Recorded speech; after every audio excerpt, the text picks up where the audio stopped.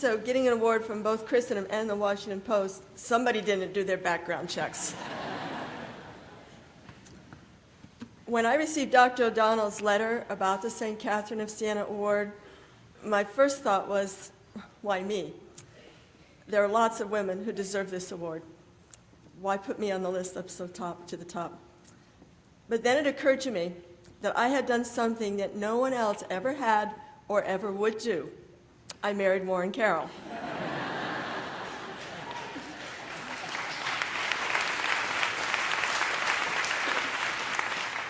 And that marriage led to his conversion, and that conversion led to Christendom College. Now, that particular marriage had to be the work of God, because from any natural perspective, it was highly improbable. What are the chances that a super scrupulous Catholic farm girl from Colorado would end up marrying a brilliant intellectual from Maine who was, as he would later describe himself, a pagan deist? So maybe I wasn't quite as scrupulous as I thought I was, and maybe he wasn't quite as pagan. But God clearly wanted Christendom College to be founded, and so in his divine providence, he chose this rather amusing way to bring it about. So if marrying Warren Carroll is the most important item on my resume, then I see this award as a tribute to him. A tribute, by the way, named after his very favorite woman saint. It's a way of saying thank you for his vision, his courage, his perseverance, his trust in God, and his love for Christ's church. But as beautiful as this award is, there is a higher tribute that can and should be paid to him, one that is ongoing, and it will continue long after this beautiful plaque has gathered dust, which might be soon because I'm a terrible housekeeper. But also, long after his memory has faded and becomes little more than a revered name on a Celtic cross overlooking the river. But there are more words than just a name on that cross, and that is where the higher tribute begins. Dr. Carroll wouldn't have cared, in fact, doesn't care, if he's little known.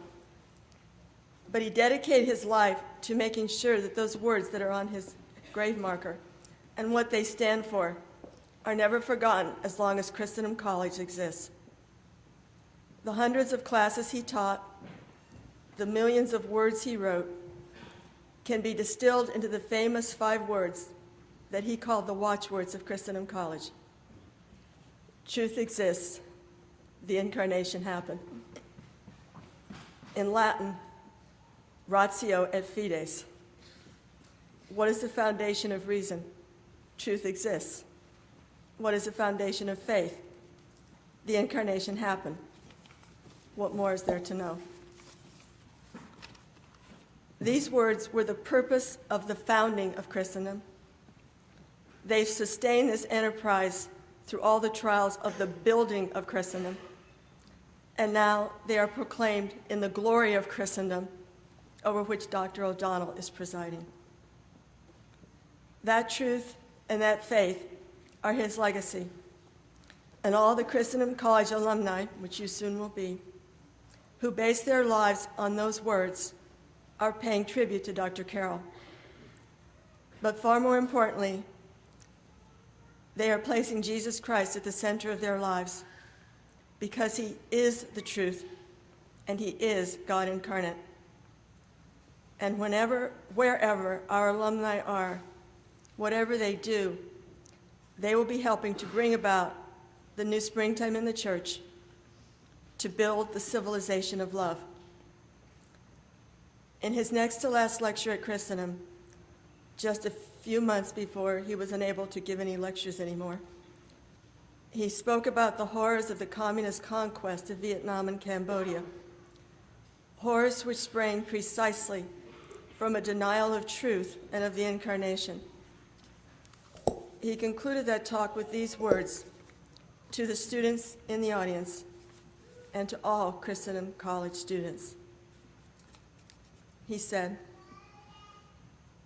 "Those of us who remain alive and free can still and always must proclaim to the world that truth exists, the incarnation happened. Never forget that you learned that here at Christendom College. Never listen to anyone who denies it, whatever his scholarly credentials. It is what Christ told Pilate by his very existence.